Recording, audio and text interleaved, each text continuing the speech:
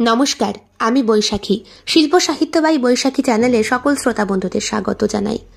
আজ আপনাদের বলবো গল্প সোহাগে আদরে। গল্পটি প্রাপ্তমনস্ক শ্রোতা বন্ধুদের জন্য। প্রথম থেকে শেষ পর্যন্ত শুনবেন। গল্প পাঠ এবং গল্প লেখায় আমি বৈশাখী বিশ্বাস দেবনাথ। ভালো লাগলে অবশ্যই লাইক করবেন, কমেন্ট করবেন, শেয়ার করবেন এবং আপনাদের প্রিয় চ্যানেল শিল্প সাহিত্য বাই বৈশাখী সাবস্ক্রাইব করে বেল বাটন প্রেস করে পাশে থাকতে একদম ভুলবেন না। বন্ধুরা, শিল্প সাহিত্য বাই বৈশাখী এখন চলে এসেছে ইউটিউব মিউজিক পডকাস্টে। ইচ্ছে করলে আপনারা সেখান থেকেও গল্প শুনতে পারেন এবং আপনাদের ব্যক্তিগত মতামত আমার সঙ্গে শেয়ার করতে পারেন। আজ আপনাদের বলবো গল্প সোহাগে আদরে। আজকের গল্পটি প্রাপ্তবয়স্ক শ্রোতা বন্ধুদের জন্যে। গল্প পাঠ এবং গল্প লেখায় আমি বৈশাখী বিশ্বাস দেবনাথ। বন্ধুরা, আমার গল্প কেমন লাগছে অবশ্যই কিন্তু আমাকে জানাবেন।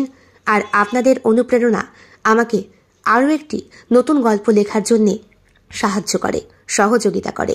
এইভাবেই সাহায্য সহযোগিতার হাত বাড়িয়ে রাখবেন বন্ধুরা।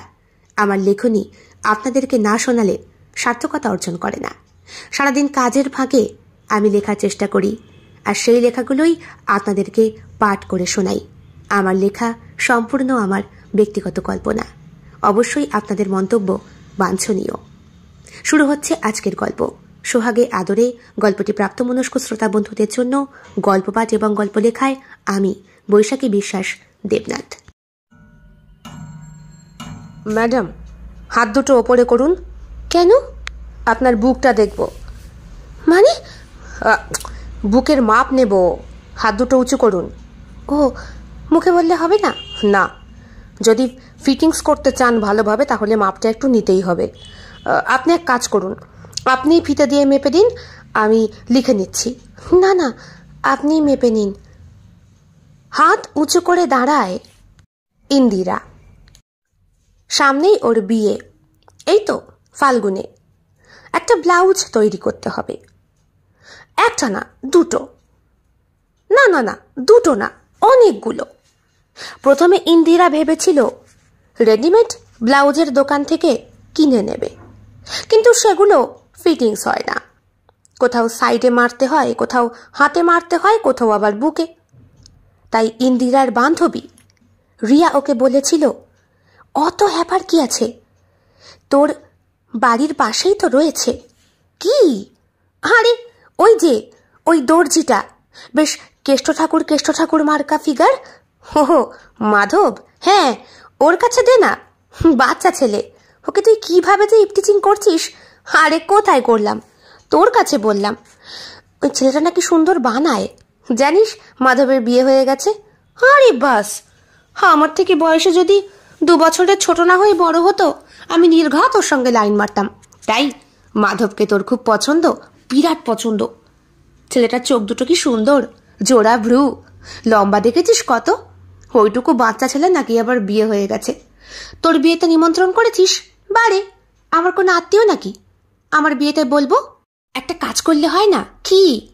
এই যে তুই ব্লাউজ নিয়ে কনফিউশনে পড়েছিস, তোর মেহেন্দিতে একটা পরবি, তুই গায়ে হলুদ একটা পরবি, বিয়ে রিসেপশন এগুলো তো আছেই, তারপরে তুই অষ্টমঙ্গলায় যখন আসবি আর একটা শাড়ি পরবি। প্রত্যেকটা শাড়ির তো ব্লাউজ পিস রয়েছে। আছে, একটা প্রবলেম হয়ে গেছে জানিস তো। ওর বাড়ি থেকে আমাকে বউ ভাতে পরার জন্য শাড়ি না লেহেঙ্গা দিয়েছে। কি করি বলতো?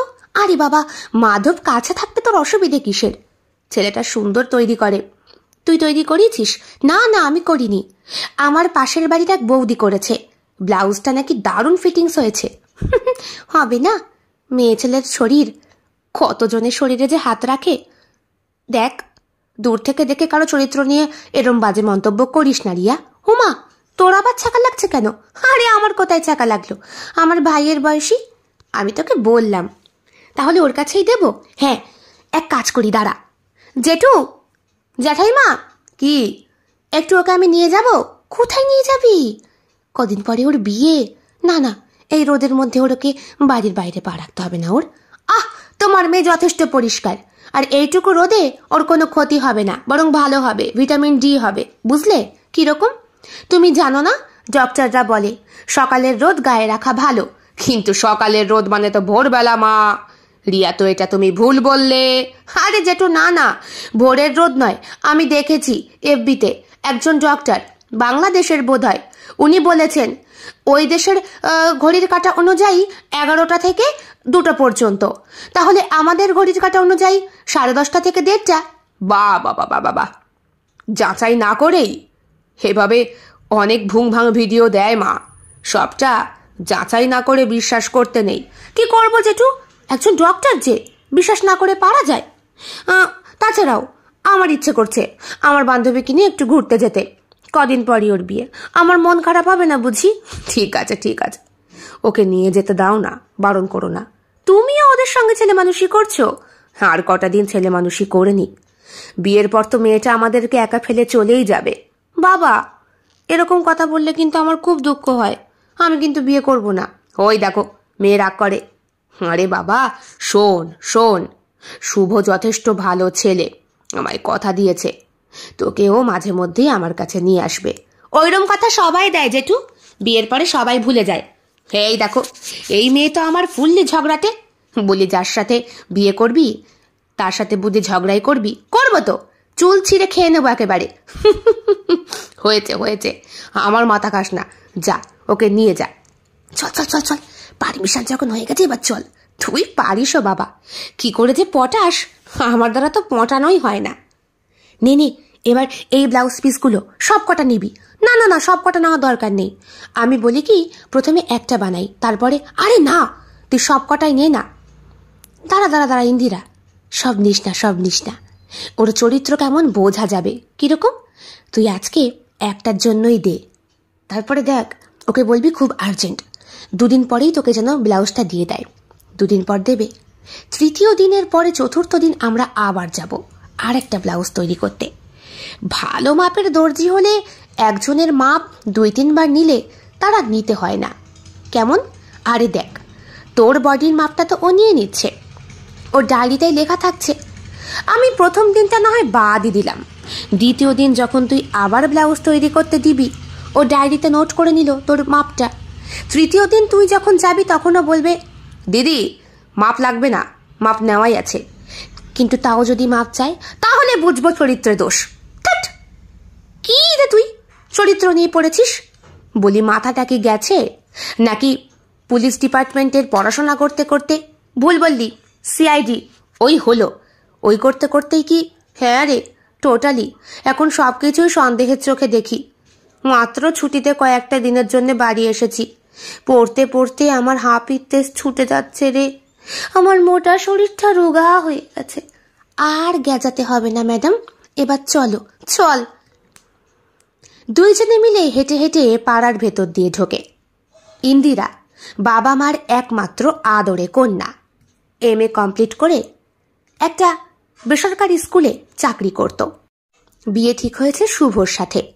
শুভ এলাকারই সাব ইন্সপেক্টর। ছেলেটার সঙ্গে ইন্দিরার খুব একটা কথা কোনো দিন হয়নি, তবে MA পরীক্ষার ফাইনাল ইয়ারের সময় শুভকে ওর বাড়ির পাশ থেকে মোটরসাইকেল নিয়ে বেশ কয়েকবার যাতায়াত করতে দেখেছে। ছেলেটা বেশ ভালোই, ওই হ্যান্ডসাম টাইপের ফিগারই বলা চলে, তবে গায়ের রংটা একটু বেশিই ময়লা। মাথায় চুল আছে ভর্তি, সামান্য একটু ভুঁড়ি আছে। প্রথম ইন্দিরা যখন শুভকে দেখেছিল তখন ওর ভুঁড়ি ছিল না। ইন্দিরা এখন ভাবে পুলিশে চাকরি পেয়ে বোধহয় ঘুষ খেয়ে পরে আবার ভাবে, না, বাইরে থেকে কাউকে দেখে চরিত্র নিয়ে এরকম বলা ঠিক না। সবাই তো আর ঘুষ খায় না, কয়েকজনের ঘুষ খাওয়ার জন্যেই প্রত্যেকের অপমান হয়। প্রত্যেকেই তখন ডিপার্টমেন্টে খারাপ অফিসারের তকমা পায় ওই একজনের দোষে। কিরে, হারিয়ে গেলি কোথায়? না, ভাবছি। কদিন আগেও গলির মোড়ে ও দাঁড়িয়ে থাকতো, আমাকে কোনোদিন প্রপোজ করেনি, সরাসরি বাবাকে বলেছে। ভাব কত সাহস না, ওটাই প্রকৃত প্রেমিকের পরিচয়। ও চেয়েছিল তোকে একবারে বিয়ে করে নিয়ে যেতে। আগে প্রেম করে ওই ছোঁয়াছুঁই করে কি লাভ? ছোঁয়াছুঁই মানে বুঝিস না? প্রেম করতে গেলে ছুতে ইচ্ছে করবে, আর ছুতে গেলে তুই বাধা দিবি, তারপরে মনোমালিন্য হবে। এর থেকে বিয়ে করে একবারে বিছানায়। রাস্তার মধ্যে কি শুরু করেছিস? তোর মুখে কি কিচ্ছু আটকায় না? না আটকায় না, যেটা সত্যি সেটা আমি সবসময় বলতে পছন্দ করি। চল, দোকান চলে এসেছে। শোন, আমি ঠিক যেইভাবে বলবো সেইভাবেই তুই দাঁড়াবি। পজিশনটাও কি তুই শিখিয়ে দিবি? আরে বাবা, বিয়ের পরে বরের সঙ্গে পজিশন শেখাচ্ছি না, আমি তোকে বলছি দর্জির কাছে গিয়ে কিভাবে দাঁড়াবি। তুই শুধু শুধু কেন মাধবের চরিত্র নিয়ে পড়েছিস বলতো? আরে ছেলেটাকে আমার ভালো লাগে, ও আমার থেকে যদি বছর 2-1 বড় হতো আমি ওকেই বিয়ে করতাম। ছোট হয়েছে তো কি হয়েছে, বলে দেখবো? ভাই, বউ থাকতেও তোমার আরেকটা বউ দরকার? যদি লাগে আমাকে বলো, আমার এক বান্ধবী তোমাকে পাবার জন্যে মরেই যাচ্ছে। এই বলবি? ধ্যাৎ, পাগল হয়েছিস, চল। আসতে পারি? আরে আপনি? আমি এই তো ওই যে সাদা রঙের বাড়িটা দেখছো, হো ইন্দিরাদি। আসুন আসুন। তুমি আমার নাম জানো? হ্যাঁ জানি তো, কদিন পরই তো আপনার বিয়ে। হ্যাঁ তাই, আপনার বিয়ে উপলক্ষে আপনার কাকিমা জেঠিমা পাড়ার অনেক বৌদিই তো আমার কাছে শাড়ি সেলাই করতে দিয়েছিল। আর ব্লাউজ তৈরি করতে দেয়নি বুঝি? হ্যাঁ দিয়েছিল। এটা আমার বান্ধবী, আমি রিয়া। ও আচ্ছা আচ্ছা, দোকানে কি এখন ভিড় আছে? হ্যাঁ, কয়েকটা কাস্টমার ভেতরে আছে, আমার অ্যাসিস্ট্যান্ট ওর মাপ নিচ্ছে। আপনি আসুন না, আপনার মাপটা আমি নিয়ে নিচ্ছি। বাহ, দূর থেকে তো তোমার দোকানটা দেখে ছোটই মনে হয়, ভেতরেও একটা ঘর আছে? হ্যাঁ, ওই নতুন করেছি আর কি, আমি একা সামলাতে পারি না। আসলে ঈশ্বরের কৃপায় আমার বছরের প্রত্যেকটা দিনই কাস্টমার থাকে, তাই একটা লোক রেখেছি। এই সুমনা। হ্যাঁ, চায়ের কথা বলে এসো। না না না ভাই, চা খাবো না। এটা কে? সুমনা আমার স্ত্রী। বাহ, বেশ সুন্দর মেয়ে তো। বলে ইন্দিরা রিয়াকে চিমটি কাটে। রিয়া বলে, তোমার বয়স কত? সুমনা মুখের দিকে তাকিয়ে থাকে মাধবের। মাধব আমতা আমতা করে বলে, 16। হ্যাঁ এ তো, হ্যাঁ জানি, আমার নামে কেস হতে পারে। ওর বাবা মৃত্যুশয্যায় ছিল, আমার বাবার বন্ধু, তাই। ও আচ্ছা আচ্ছা, ফ্যামিলি ম্যাটার তাই না? তাই ওকে বউ করে আনতে হয়েছে তোমার? হ্যাঁ, অনেকটা বাধ্যতামূলকই। এই হা করে কি দেখছো, যাও। মেজাজ দিয়ে ওঠে মাধব তার স্ত্রী সুমনাকে। সুমনা উচ্চতায় বেশ খাটো, হয়তো এখনো বাড়বে। ছিপছিপে গরম, ফর্সা টুকটুকে মেয়েটা, মাথায় একরাশ ঘন কালো চুল, এদিকে টিংটিঙে রোগা। হ্যাঁ, বক্ষ যে নেই বলবো না, আছে, তবে অল্প। বোঝাই যাচ্ছে বাপের বাড়িতে অপুষ্টির অভাবে শরীরটা সেই রকম ভাবে গড়ে ওঠেনি। এভাবে কেন বললে? আর কাস্টমারের সামনে এভাবে দাঁড়িয়ে থাকলে আমার বড্ড বিরক্ত হয়। আপনি এখানেই দাঁড়ান ইন্দিরাদি, আপনার মাপটা আমিই নিচ্ছি। শাড়ি এনেছেন? হ্যাঁ হ্যাঁ। শোনো, শাড়িতে পার বসিয়ে আপনাকে বলতে হবে না, আমি সব জানি। রিয়া অপমানিত হলো। আপনি বসুন না দিদি, আপনি দাঁড়ান। ইন্দিরা দাঁড়ালে তারপরে মাধব বলে, হাতটা একটু উঁচু করুন, আপনার বুকের মাপ নেব। মানে মানে মাপটা নেব না? ও আচ্ছা আচ্ছা। ব্লাউজের মাপটাপ দিয়ে বাড়ি ফেরার পথে রিয়াকে ইচ্ছে মতো খ্যাপাতে থাকে মন্দিরা। বলে, ইস বউই অ্যাসিস্ট্যান্ট রে, আগে যদি জানতাম তোর নামটা দিতাম। আহা হা হা হা, এই তুই বললি বলেই মাধবকে এত ভালো করে আমি দেখলাম। বাচ্চা ছেলে, বউটার সঙ্গে বেশ মানিয়েছে, ছাই মানিয়েছে। অত সুন্দর হ্যান্ডসাম মার্কা একটা ছেলের পাশে ওই রকম একটা রোগা চিনটিকে দেখেছিস? বুক নেই। তুই মেয়ে হয়ে মেয়েদের বদনাম করছিস? তা করবো না। যাদের বুক নেই তাদেরকে এই যে আমরা হেও চোখে দেখি। বাজে কথা বলিস না, শরীরটা কিন্তু সব না, সব সব শরীরটাই সব। তুই আমার সঙ্গে চ্যালেঞ্জ করছিস? কিসের চ্যালেঞ্জ? চ্যালেঞ্জ ওই মাধবের মাথা যদি আমি না বিগড়াতে পেরেছি। রিয়া, কি দরকার? তোর পড়াশোনা আছে, তোর ফ্যামিলির একটা সুনাম আছে, রাখ তো ফ্যামিলির সুনাম। একেই আমি এই লাইনে পড়াশোনা করতেই চাই না, আমার ভালো লাগে না। তোর কি ভালো লাগে? আমার ভালো লাগে মডেল হতে। আমি নায়িকা হতে চেয়েছিলাম, অভিনয় করতে চেয়েছিলাম, অডিশন দিয়েও ছিলাম, পাশও করেছিলাম। এই বাবাটা আমাকে কিচ্ছুতেই যেতে দিল না, বলল আমার চরিত্র নাকি খারাপ হবে। তুই বল, অভিনয় করলেই কি সবসময় চরিত্র নষ্ট হয়? জানি না ভাই, বলতে পারবো না, আমি নিজে কোনোদিন ট্রাইও করিনি। আর এসব অভিনয়ের প্রতি আমার খুব একটা বিশ্বাস নেই তো। আমার আছে। করছিস চ্যালেঞ্জ আমাকে? না না না, আমি ওইসব চ্যালেঞ্জ করতে পারবো না। তোর সঙ্গে চ্যালেঞ্জ করতে গিয়ে আর একটা মেয়ের কপাল পুড়ুক। কপাল পুড়বে কেন? জাস্ট 2 দিন ওকে নাচাবো, তারপরে ছেড়ে দেবো। 2 দিন তারপরে ছেড়ে দিবি? যদি ও সুইসাইড করে? কিচ্ছু করবে না। ওকে দেখে আমার কেমন যেন হয়, ইয়ে পায়। কি পায়? ও তুই বুঝবি না, বিয়ের পরে যখন শুভদা তোকে আদর করবে তখন বুঝবি। তোর মুখে সবসময় অসভ্য কথা। মাঝে মাঝে আমার কি মনে হয় বলতো রিয়া, কি মনে হয়? তোর জেন্ডারে গন্ডগোল হয়েছে, ঈশ্বর একটু মাটি কম দিয়ে দিয়েছে, না হলে তুই মেয়ে না হয়ে ছেলেই হতি। এইটা পারফেক্ট বলেছিস। চল চল ঘরে চল। কেন ঘরে কেন? বাড়ি যা। তাড়িয়ে দিচ্ছিস? হ্যাঁ তাড়িয়ে দিচ্ছি। আমার মাথা যন্ত্রণা করছে তোর কথা শুনে। তুই আমাকে চ্যালেঞ্জ দিচ্ছিস? ছি, বাড়ি যা। না যাব না। জেঠু তাড়িয়ে দিচ্ছে। কি হয়েছে? তাড়িয়ে দিচ্ছে আমাকে। ইন্দিরা, বান্ধবীর সঙ্গে এরকম আচরণ কেউ করে? ও তোমায় কত ভালোবাসে। হ্যাঁ, ও ট্রেনিং ছেড়ে দিয়ে এখানে চলে এসছে তোমার কাছে, তোমার বিয়ে উপলক্ষে। না না মা, তুই বস। কি গো, খাওয়ার বন্দোবস্ত করো ওদের। করছি, খাবার রেডি। তোমার 2 মেয়েকে বলো স্নান করতে, আমি ভাত বেড়ে দিচ্ছি। এই পোড়া দুপুরে, ঠাটা পোড়া গরমে ওনারা বেরিয়েছেন ব্লাউজ তৈরি করতে দিতে। বলি হয়েছে তোদের? হয়েছে। সব কটা দিয়েছিস? না মা, সব কটা দিইনি। ঠিক ভরসা পাচ্ছি না, আগে একটা হোক তারপরে আরেকটা। আরে বাবা, মাধব খুব ভালো, ওর হাতও খুব ভালো, সুন্দর তৈরি করতে পারে। পারবে না? এক এক দিন এক একটা মেয়ের বুকের মাপ নিচ্ছে। কিছু বললি মা? না না জেঠিমা, কিচ্ছু বলিনি। আমি স্নানে গেলাম। আমার সঙ্গে ঝগড়া করছে ইন্দিরা, এরকম করতে নেই বলছি। বাবা, যেটা বোঝো না তার মাঝখানে তুমি কথা বলো, দূর। ইন্দিরা ঘরে চলে যায়। দুপুরবেলা খাবার টেবিলে বসে 4 জন মিলে খাচ্ছে। ইন্দিরা, ইন্দিরার মা বাবা আর রিয়া। আর 1 পিস মাংস নে। না না, পেটটা ঠিক রাখতে হবে, সামনে ওর বিয়ে, কবজি ডুবিয়ে খাসি খাবো। খাস। তোর কি পালোয়ান চেহারা ছিল, কত রোগা হয়ে গেছিস। কেন জেঠু, আমি বুঝি এখন পালোয়ান নেই? আছিস। তবে কি বলতো জেঠু, আমাদের ট্রেনিং দেয় তো, ট্রেনিংয়েই শরীরের অর্ধেক মেদ ঝরে একেবারে চিপকিটি হয়ে যায় আমরা। কেমন লাগে? ভালো লাগে না। কেন ভালো লাগে না? বলেছিলাম বাবাকে আমি পুলিশের লাইনে যাব না, বাবার শখ আমি সিবিআই অফিসার হব। তাই ভালো তো, কত রকম পরীক্ষায় তোকে পাশ করতে হয়েছে, এগুলো মাথায় রাখ। করেছি, কি করেছি পাশ করলাম বুঝতে পারলাম না, ভালো করে পড়িনি, ফেলায় পরীক্ষা দিও। বাহ, তুমি তো লাকি বলতে হয়। হ্যাঁ জেঠিমা, সত্যিই লাকি, যেটা চাই না সেটাই হয় আমার সঙ্গে সব সময়। মুখ বেজার করে ইন্দিরা খাবার শেষ করে। খেয়ে দে ঘরে ঢুকে দরজা বন্ধ করতে যাবে অমনি, দাঁড়াও। দরজা বন্ধ করছো কেন ম্যাডাম? আমি এখানেই শোবো। না, গেস্ট রুমে গিয়ে ঘুমো। দেখ, এরম করলে কিন্তু বাড়ি চলে যাবো। তা বাড়ি যা না, তোকে আটকে রেখেছে কে?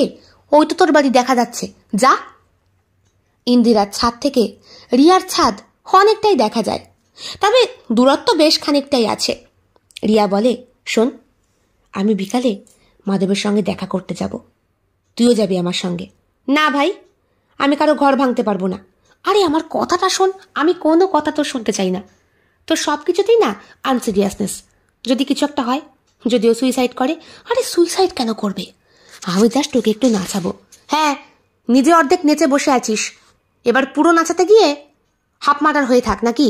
আরে আর হাফ মার্ডার তোকে দেখেই হয়েছি, এবার ফুল মার্ডার হওয়ার পালা। তোর কি ক্যারেক্টারে দোষ আছে? ছিল না, ওকে দেখে হয়েছে। বিশ্বাস কর, ওকে দেখলে আমার পায়। কি পায়? ওই তুই বুঝবি না, তুই এখনো বাচ্চা মেয়ে আছিস। চল এখন একটু রেস্ট নি। বিকেল বেলা ঠিক জেঠুয়া জ্যাঠাইমাকে পটিয়ে পাঠিয়ে ইন্দিরার অনিচ্ছা সত্ত্বেও রিয়া ওকে নিয়ে বেরোয়। হাঁটতে হাঁটতে মাধবের দোকানের সামনে গিয়ে রিয়া বলে, শোন, আমি এখানে পা মুচকে যাওয়ার ভাব করব। দেখে মনে হচ্ছে এখন ওর বউটা বোধহয় নেই। না, ওর বউ থাকে না, ওর বউ সকালটাই সামলায়, বিকালবেলা বাড়ি থাকে। তুই কি করে জানলি? আরে মায়ের মুখে অনেকবার শুনেছি, ওর বউটা ঘর সংসার সামলায় না, বাড়িতে শ্বশুর শাশুড়ি অসুস্থ, সবই তো করতে হয়।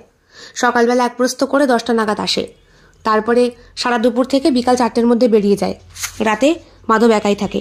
এই তো কিছুক্ষণ, 7:30 8টার মধ্যে দোকান বন্ধ করে দেবে। আগে বলবি তো, কখন চলে আসতাম তাহলে। তোর মোটিভটা কি বলতো? ভালো মোটিভ, শুধু একটু চুমু খাবো ওকে। চুমু খাবি মাধবকে? তোর মাথা খারাপ? আরে বাবা, রাস্তায় খাচ্ছি না আমি কি কুকুর? আলাদা গোপনে বলছি তো, আমার ওকে দেখলে পায়। চল না, চল। তবে তেড়িবেড়ি করলে কিন্তু আমার কাছে তুই মার খাবি। সে না হয় তুই 2-4টা থাপ্পড় মারতেই পারিস, তুই আমার জিগরি আর। চল না। দেখ, বেটা ছেলেরা এরকম করে মেয়েদের সঙ্গে থাকার জন্য, আর তুই সম্পূর্ণ উল্টো ক্যারেক্টারের। কি করেছে তুই মেয়ে হলি? তুই তো বললি ভগবান মাটি একটু কম দিয়েছে। সলিউশন তো তুই দিয়ে দিলি। চল চল, মাটির এখন আমার দরকার নেই, আমার যা আছে এই অনেক আছে, চল চল। মাধব? কে? আমি। আপনাকে তো ঠিক সকালে এলাম। ইন্দিরা? ও, ইন্দিরাদির বান্ধবী। কি যেন আপনার নামটা বলেছিলেন? রিয়া। রিয়াদি। মাধব, তুমি কি করলাম আমি? তুমি আমাকে রিয়াদি কেন বলছো? নাম ধরে ডাকো। কিন্তু আপনি আমার থেকে তো বয়সে নিশ্চয়ই বড় হবেন। ইন্দিরা আমার দিদি হলে, আরে বাবা, ইন্দিরা তোমার দিদি হোক, ইন্দিরা 14 গোষ্ঠী তোমার আপনজন হোক, সব হোক, আমাকে রিয়া বলবে। মাফ করবেন, আমার এখন কাজ আছে। তুমি আমি তাড়িয়ে দিচ্ছ? না না, তাড়িয়ে দিচ্ছি না, মানে কি হলো? আগেই ইন্দিরাকে রিয়া ইশারা দিয়ে দিয়েছে। ইন্দিরা মাধবের দোকানের কোনা ঘেঁষে দাঁড়িয়ে। কি হলো? মোচকা খাইলাম। ফাঁকা রাস্তায় পায়ে কি করে মোচকা খেলেন? ফাঁকা কোথায়? ইস, এই যে ইট পড়ে রয়েছে। ওহো, আসুন আসুন, একটু হেল্প করো না, বলে হাত দুটো আগিয়ে দেয় রিয়া। মাধব ওর হাতটা ধরে। রিয়া বলে, আমি এগোতে পারছি না, প্লিজ আমার কোমরটা একটু ধরো। মাধব আমতা আমতা করেও কোমর ধরে। পুরো রাস্তাটা ভালো করে দেখে নেয়। আজ সন্ধ্যে থেকেই রাস্তায় ভিড় একেবারেই কম। তার উপরে সোমবার, দোকানপাট বেশিরভাগই বন্ধ, তাই রাস্তায় লোকও বেরিয়েছে কম। আরে কি হলো? তোমার দোকানের সামনে মচকা খেয়েছি তো আশেপাশের লোক ছুটে আসবে নাকি? ধরো ধরো। রিয়াকে ধরে ওর দোকানের ভেতরে বসায় মাধব। এইবার আর রিয়াকে বলতে হয় না। মাধব ওর পাটাকে ধরে বলে, ব্যথা লেগেছে দিদি? আবার দিদি? ব্যথা আরো বাড়লো এতে। দেখি আপনার পাটা যদি কিছু মনে না করে। না না, নিশ্চয়ই। ফর্সা টুকটুকে রাঙা চরণ দুটো বার করে রিয়া। পায়ে লাল টুকটুকে নেল পলিশ পরা, সরুর উপর নূপুর পরা, পায়ে একটুও ফাঁটা দাগ নেই, চকচক করছে, লোমের লেশ মাত্র নেই। লেগিংসের যতটুকু দেখা যায় ততটুকুই দেখতে পাচ্ছে মাধব। পা দুটো তুলোর মতো নরম, কোথাও মচকা লাগার চিহ্ন নেই। গৌর বর্ণা এই পা দুটো ধরেই মাধবের কেমন যেন বোধ হয়। আপনি বাড়ি যান, ইন্দিরাদি আসেনি, আমি বাড়ি গিয়ে খবর দেব। না না, ইন্দিরাই পাশে একটা দোকানে গেল। ইস, কি লেগেছে? মলম নেই তোমার কাছে? না, দোকানে তো থাকে না, বাড়িতে আছে। সুমনাও যদি থাকতো তাহলে। বউ নেই এখন? না, ও আসলে সন্ধ্যের দিকে থাকে না, বাড়িতে রান্নাবান্না করতে হয়, কাজকর্ম করতে হয়, তার উপরে বাবা মা অসুস্থ তো। কি হয়েছে বাবার? বাবার স্ট্রোক হয়ে গেছে 2 বার। ইস, তাহলে তো হ্যাঁ, আর চান্স নেই বাঁচার খুব একটা। আমরা হাসি খুশি রাখতে চাই। আর মা? মা বাবার চিন্তাতেই অর্ধেক মরা। সুমনা না থাকলে বোধহয় আমার সংসারটাকে বাঁচাতে পারতাম না। দেখতে পাচ্ছে রিয়া, মাধবের ধ্যানটা চলে যাচ্ছে সুমনার দিকে। সঙ্গে সঙ্গে মাধবের হাতটা ওর পায়ে চেপে বলে, এখানটা ইস, কিন্তু কালশিটে তো, আরে ভেতরে কালশিটে পড়েছে, ভেতরের দাগ দেখা যায় নাকি? রিয়া বাঁকা হাসি হাসে। দোকানের পাশে দাঁড়িয়ে দাঁড়িয়ে অনেকক্ষণ ধরে রিয়ার এই বাজে কথা শুনতে শুনতে ইন্দিরার কান দুটো গরম হয়ে গেছে। রাগের চোটে ডকডক করতে করতে ওই সাইড দিয়ে বেরিয়ে এসেই ইন্দিরা বলে, আমার দোকানের কাজ মিটে গেছে, এবার বাড়ি চল। বাড়াবাড়ি হয়ে গেছে জানিস তো, আমি একটু বাড়াবাড়ি করে ফেলছি। কিরকম বাড়াবাড়ি? তুই আবার কি করলি? দেখ না, পায়ে মোচকা লেগেছে। ইস, যদি মাধব না থাকতো, বলে রিয়া মাধবের কাঁধে একটা হাত রাখে। মাধব তখন স্যান্ডো গেঞ্জি পরা, একেই গরম। এই ফাল্গুনে শুরুতেই একটা চ্যাপচ্যাপা গরম পড়েছে। মাধবের স্যান্ডো গেঞ্জির ভেতর দিয়ে ওর বুকের লোম দৃশ্যমান। এখন ছেলেটাকে সত্যি আরো বেশি সুন্দর লাগছে। ওর শরীরটা পেটাই শরীর, তাই স্যান্ডো গেঞ্জির ফাঁকে ওই নাভি দুটোর ভাঁজ পড়েছে। পরনে একটা ট্র্যাক স্যুট পরা। এই ছেলেটাকে যদি একদিনের জন্য রিয়া পায়, তাহলে ওর জীবন যেন সার্থক। অসহ্য লাগে ইন্দিরার। তুই আবার মচকা কি করে পেলি? ফাঁকা রাস্তা, আজকে লোকজন নেই, সোমবার। মাধব, তোমাকে অনেক ধন্যবাদ, তুমি ওকে বসতে দিয়েছো বলে। বলছি ও যদি হেঁটে না যেতে পারে একটু কোল করো না প্লিজ। মাধব যেন এই সুযোগের অপেক্ষাই করছিল। রিয়াকে কোলে নেয় সে, আর কোলে নেওয়ার সঙ্গে সঙ্গেই মাধবের হাত দুটো রিয়ার বুকে ঠেকে, আর একটা হাত রিয়ার ঠিক উরুর কাছে। রিয়া ধরে রেখেছে মাধবকে আর ওর চোখের দিকে তাকিয়ে। মাধব সোজা পথে হেঁটে চলেছে। রিয়ার শরীরের ভাঁড়ে ঘামছে মাধব, নাকি অন্য কোনো কারণে। ইন্দিরার সামনে এত জোরে জোরেই পা চালাচ্ছে যেন মাধব কোল থেকে নামিয়ে দিলে জুতো খুলে মারবে রিয়াকে। বাড়ির অনেকটা কাছে আসার পরে রিয়া বলে, থাক থাক, এবার পারবো। পারবেন তো নাকি? না না, পারবো, তুমি যাও, থ্যাংক ইউ।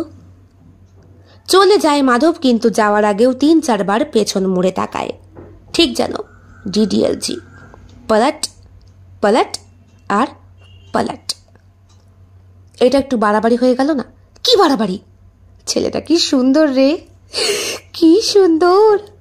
মাসেলস তো তুই ধরে দেখিস নি, আমি দেখেছি, দারুণ। তোর মোটিভটা কি বলতো? আর দাঁড়, মোটিভ মোটিভ করে যাচ্ছিস। বললাম না ওকে নাচাবো। নাচিয়ে কি লাভ? নাচিয়ে ওর মধ্যে প্রেম জাগাবো। আমার দেখে মনে হচ্ছে এখনো ভার্জিন। তুই এটাও বুঝে গেলি? তা বুঝি তোর পুলিশ লাইনে পড়াশোনা করতে গেলে বুঝি নোটের মধ্যে এগুলো থাকে? আহ, তুই বুঝিস না। ভার্জিন ছেলে দেখলে বোঝা যায়। কেমন? এই যে আমি ওকে ধরেছি আর ও ঘামতে শুরু করেছে। যে ভার্জিন না, যে অনেক মেয়েকে ছুঁয়েছে, তার কাছে এসব কোনো মালুম হবে না। শুভদাকে ধরে দেখিস ভার্জিন কিনা। রিয়া, খুব বাড়াবাড়ি হয়ে যাচ্ছে কিন্তু। আরে বাবা, বলছি তো তোর বর ধোয়া তুলসী পাতা, ধোয়া তুলসী পাতা। পুলিশের লাইনে থাকলেও কোনোদিন কোনো মেয়ের দিকে তাকায়নি, কোনোদিন ওই পাড়ায় যায়নি, কোনোদিন কারোর কাছ থেকে ঘুষ নেয়নি। আমার আর ভাল লাগছে না। তুই বাড়ি যাবি না আমি ফোন করবো কাকুকে তোকে নিয়ে যেতে? এমন করছিস কেন রে? একই আমাকে ছেড়ে তুই চলে যাবি। আমার সেই ছোট্টবেলাকার বন্ধু নার্সারি থেকে। কত দুঃখ হচ্ছে আমার, কত কান্না পাচ্ছে। বলে রিয়া সত্যি সত্যিই কেঁদে দিল। আর রিয়ার চোখের জল দেখে একটু ইমোশনাল হয়ে পড়ল ইন্দিরাও। বলল, সরি, খুব দুঃখ হচ্ছে না রে, আমি চলে যাব তাই। চল ঘরে চল। রিয়া ভাবল, যাক, হজম হয়ে গেছে। অভিনয়টা করতে পারলেই ভালো হতো। কেন যে বাবা অভিনয় লাইনে আমাকে যেতে দিল না। 2-3 দিন পর পর ইন্দিরা রিয়ার সঙ্গে বেরোতে পারেনি।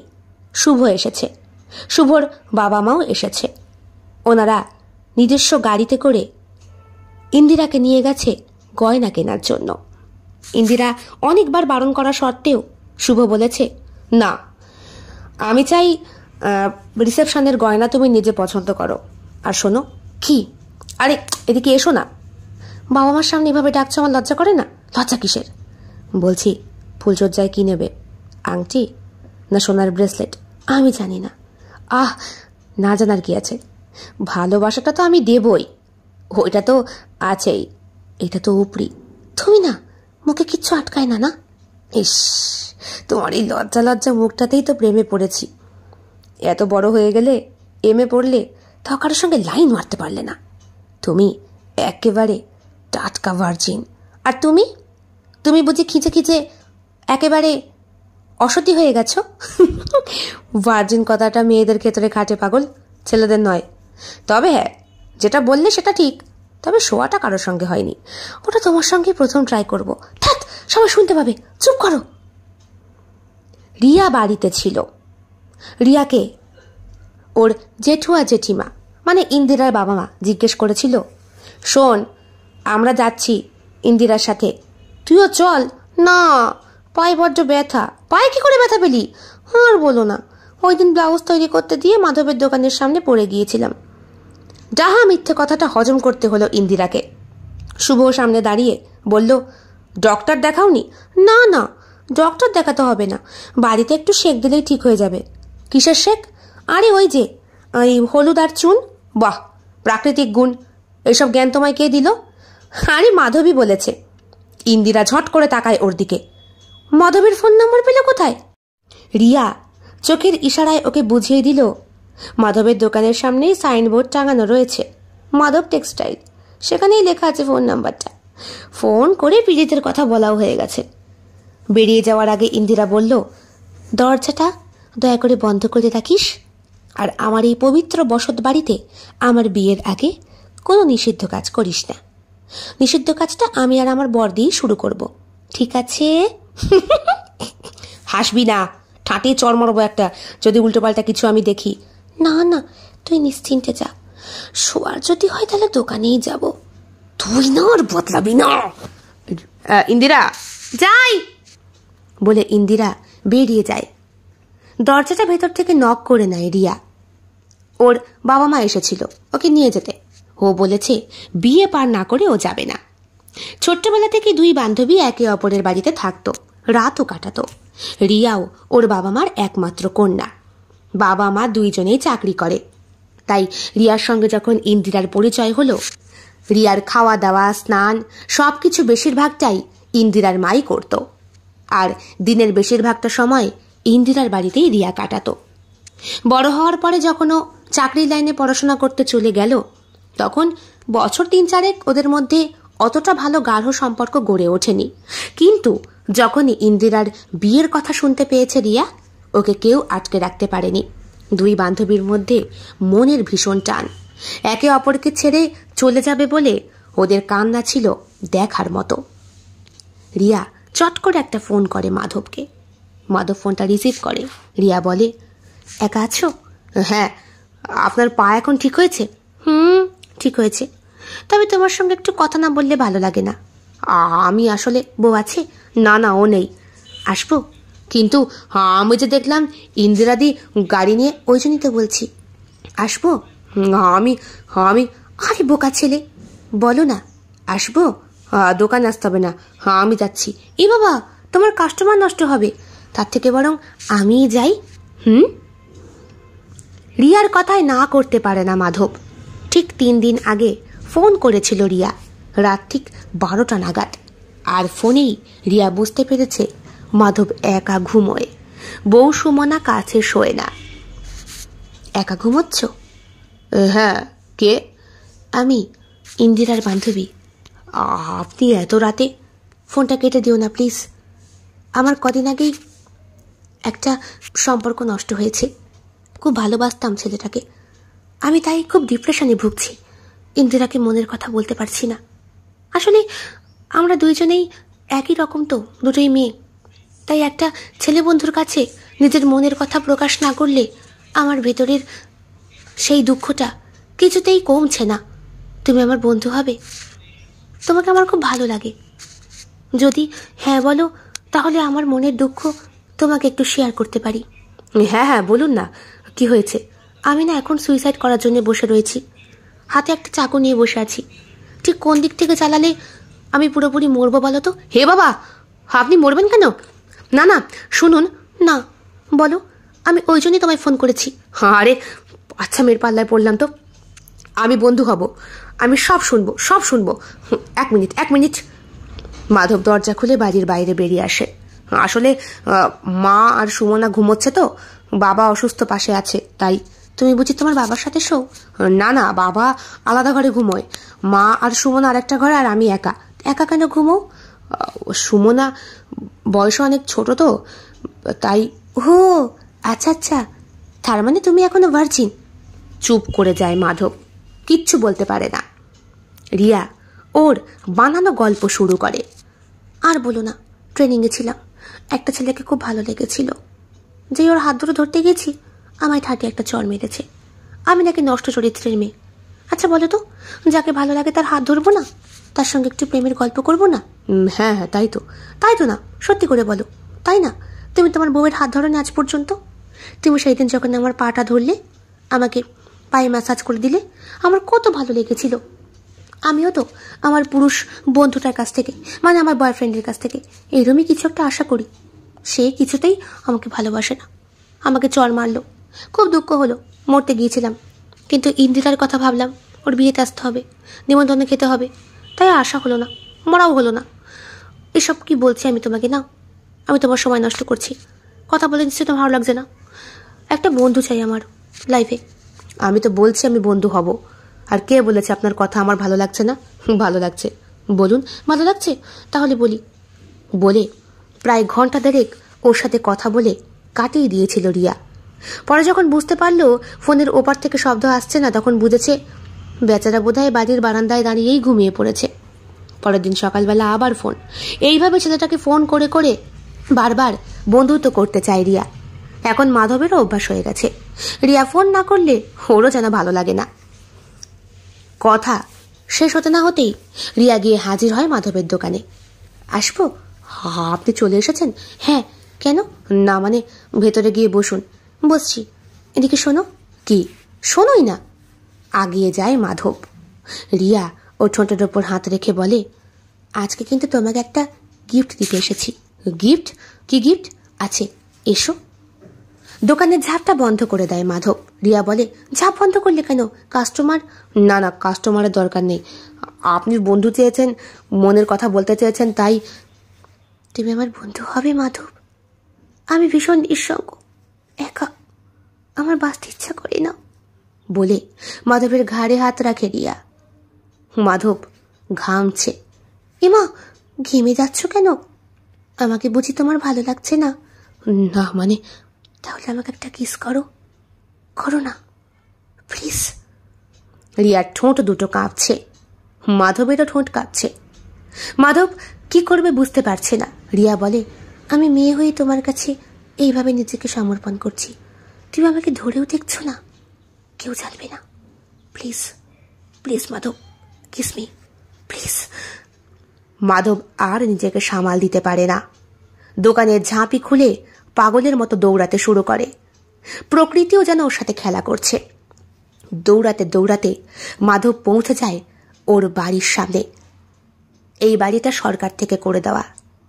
ছাদের বাড়িতে দাঁড়িয়ে ঝমঝমিয়ে এই বৃষ্টির মধ্যে ভিজছে ওর স্ত্রী সুমনা। বজ্র বিদ্যুতের সেই ঝলকানিতে এক ঝলক সুমনাকে দেখল মাধব। ছাদে দাঁড়িয়ে কি সুন্দর ভিজছে মেয়েটা। আকাশ ভাঙা বৃষ্টি হচ্ছে আজকে। এই কিছুক্ষণ সময়ের মধ্যেই কোথা থেকে যেন ঘন কালো মেঘ আকাশটাকে ছেয়ে নিয়েছে। মাধবের উত্তপ্ত শরীর আর ঘন নিঃশ্বাস বাড়ির সামনে এসে পা দুটো আটকে যায় ওর। ও কি করতে যাচ্ছিল? সুমনা ওকে দেখেই ছাদ থেকে তাড়াতাড়ি নেমে আসে, বলে, ভিজবে আজ বৃষ্টিতে, এসো। মাধব না করতে পারে না। সুমনার শরীরের সৌন্দর্য শাড়ির ভাঁজে ভাঁজে ফুটে উঠেছে। মেয়েটার বুক নেই কে বলবে। ওর মাথার ঘন কালো চুল আর পিঠের মধ্যে ছোট্ট লাল তিলটা ব্লাউজ ভেদ করে দৃশ্যমান। সারা শরীরটা ভিজে জবজব করছে। পাগলের মতো বৃষ্টিতে ভিজছে সুমনা, আর মাধব দাঁড়িয়ে দাঁড়িয়ে সেই দৃশ্য দেখছে। মাধবের মনে হচ্ছে কিছুক্ষণ আগে কান গরম করা কোনো একটা অনুভূতি এই মুহূর্তে প্রকৃতি শীতল করছে তার ঠান্ডা জলের মাধ্যমে। সুমনা বলে, হাঁ করে কি দেখছ? ঘরে লোডশেডিং হয়ে গেছে অনেকক্ষণ। কখন থেকে ঝড় উঠেছে? ঝড়? ঝড় তো আমারও উঠেছে। সুমনাকে এক ঝটকায় বুকের মাঝখানে মাধব টেনে নেয়। তারপরে বলে, আমারও ঝড় উঠেছে। আমি কি করে এই ঝড় থামাবো? ঝড় কোথায়? শরীর খারাপ লাগছে। না, এইখানে ঝড় উঠেছে। স্যান্ডো গেঞ্জির ওপরে হাত রাখে মাধব নিজের। তারপরে সুমনার শাখা পলা পড়া হাত দুটো ওইখানে চেপে ধরে। স্যান্ডো গেঞ্জি আজ ভিজে জবজব করে। মাধবেরও বক্ষবৃন্ত দুটো দৃশ্যমান। ওর বুকের লোমগুলো স্পষ্ট দেখা যাচ্ছে। শরীর বেয়ে টপটপ করে জল পড়ছে। সুমনা কেঁপে ওঠে মাধবের প্রথম স্পর্শে। মাধব সুমনার গাল দুটো ধরে ঠোঁটে আসলে সে চুম্বন করে, এবং চুম্বন করতে করতে কখন যেন ভেসে যায়। এখন চারিদিকে লোডশেডিং, তবে এই দুটো মানুষ বিদ্যুতের ঝলকানিকেও আজ ভয় পাচ্ছে না। প্রকৃতি হারিয়ে গেছে ওদের মাঝখানে। সুমনাকে কোলে তুলে নেয় মাধব। সুমনা বলে, আমায় কোথায় নিয়ে যাচ্ছ? আমার ঘরে। তুমি না আমার বউ? আমার ঘরে ছাড়া তুমি কোথায় শোবে? ঘরে নিয়ে গিয়ে দরজা বন্ধ করে দেয় মাধব। সুমনার শরীর থেকে একটা একটা করে কাপড় খুলতে শুরু করে, নিজেও খোলে। তারপরে সুমনাকে কোলে করে ওর বিছানায় শুইয়ে দেয়। বিদ্যুতের ঝলকানি ঘরের জানলা ভেদ করে ভিতরে প্রবেশ করতেই সুমনাকে নগ্ন অবস্থায় পেয়ে পাগলের মতো ঝাঁপিয়ে পড়ে ওর গায়ের ওপরে। সুমনাও ওর স্বামীর নিঃশ্বাসের সঙ্গে নিজেও ভাসতে থাকে ভালোবাসার প্রথম জোয়ারে। ওর কানের কাছে শক্ত করে কামড়ে দিয়ে মাধব বলে, বলেছিলাম না বরের ভালোবাসা আলাদা। বলেছিলাম না তুমি ছোট, এখনো বুঝবে না। তাহলে কেন? কারণ তুমি 18 হয়ে গেছো। আজকে ক্যালেন্ডারের দিকে চোখ ফেলে দেখলাম আমাদের বিয়ে 2 বছর পূর্ণ হয়েছে।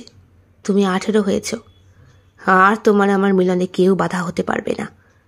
এসো এসো, আজ তোমাকে স্বামীর সোহাগে ভরিয়ে দেব। লজ্জায় লাল হয়ে যায় সুমনা, কেঁপে ওঠে ওর শরীরটা। প্রথম ভালোবাসার প্রথম ধাক্কায়, চরম যন্ত্রণায় প্রচুর সুখ খুঁজে পায় দুটো দেহ। অনেক রাত করে বাড়ি ফেরে ইন্দিরা। ওরা খাওয়া দাওয়া করে এসেছে, রিয়ার জন্যে খাবার কিনে নিয়ে এসেছে। বাড়ির সামনে গাড়ি দাঁড় করাতেই দরজায় তালা বন্ধ। ইন্দিরা ফোন করে রিয়াকে। রিয়া ফোনটা রিসিভ করছে না। এই মরেছে, মেয়েটা গেল কোথায়? হ্যাঁ, বললো পায়ে ব্যথা। বাবা কিচ্ছু না, ছাড়ো তো। আমি ফোন করি বরং ওর বাড়িতে। কাকুকে একটা ফোন করে দেখি। হ্যাঁ তাই দেখ, চাবিটা কোথায় রেখে গেছে, যদিও ডুপ্লিকেট আছে তবুও। অখিলেশ? আরে দাদা আপনি? হ্যাঁ, ওই ইন্দিরার বান্ধবী মেয়েটি আমার কাছে বাড়ির চাবি দিয়ে গেছে। বলল ওর নাকি ট্রেনিং থেকে ডাক এসেছে, তাই আজকে রাতের ট্রেন ধরেই এই ঝড় বৃষ্টির মধ্যে চলে গেল। হ্যাঁ, আর বৃষ্টিটাও শুরু হলো সন্ধ্যেতে আচমকা। কোথা থেকে যে এত মেঘ আর এত বৃষ্টি হলো। ভালোই হয়েছে তাহলে, আমি বরং ওকে একটা ফোন করি। না না না, ও বলেছে ও পৌঁছে তোমার সাথে ঠিক কথা বলবে, এখন ওকে আর ফোন করতে না। তাই? এমন কি হলো? এক সেকেন্ড, শুভ আমার সঙ্গে একটু এসো তো। কোথায়? আরে এসো না। হাঁটতে হাঁটতে ইন্দিরা শুভকে সঙ্গে করে নিয়ে দোকানের সামনে গিয়ে দাঁড়ায় মাধবের। হ্যাঁ, যা ভেবেছি তাই, মাধবের দোকান বন্ধ। ঠিক মাল কোনো কুকীর্তি করেছে। কি বলছো? আর বলো না, আমাকে বলেছিল একটা ডিল করতে, মাধবকে নাকি ও প্রেমে ফাঁসাবে। এখন মনে হয় মাধব দোকানটাও বন্ধ, বুঝতেও পারছি না। কিন্তু দোকানটা তো অর্ধেক খোলা, আমি ভেতরে গিয়ে দেখব। দেখো তো। শুভ টর্চের আলো জ্বালা দেখে দোকানে, কিন্তু না, দোকানে কিচ্ছু নেই। দোকানে কেউ নেই, কেউ তো নেই। ঝড় বৃষ্টির সময় বোধহয় চলে গেছে। পাশে দাঁড়িয়ে থাকা বয়স্ক ব্যক্তি বলে ওঠেন, আজকে মাধবকে তো দেখলাম, ও রিয়াকেও দেখেছিলাম দোকানে আসতে। তারপরে দেখলাম মাধব ছুটে ছুটে বাড়ি যাচ্ছে। ভাবলাম ওর বাবা মা তো অসুস্থ, কেউ মারা গেছে কিনা।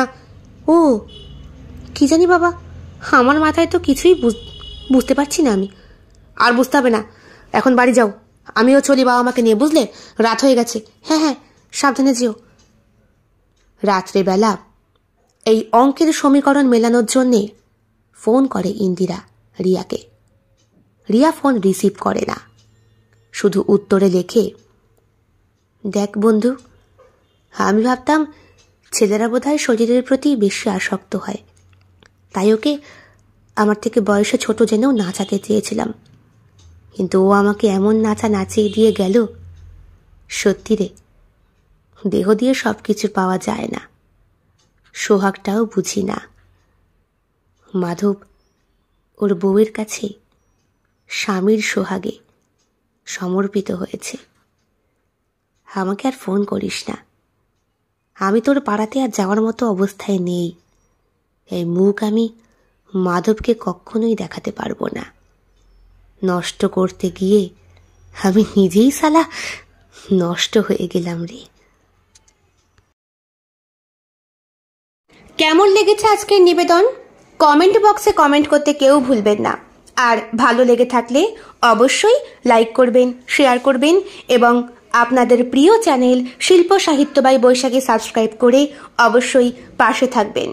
দেখা হবে অন্য আরও একটি ভিন্ন স্বাদের গল্পের সঙ্গে খুব শিগগিরই। বন্ধুরা, বেল বাটন প্রেস করতে কিন্তু একদম ভুলবেন না, নতুন গল্পের নোটিফিকেশন চট জলদি পেয়ে যাবার জন্যে। দেখা হবে খুব শিগগিরই আরও নতুন একটি ভিন্ন স্বাদের গল্পের সঙ্গে।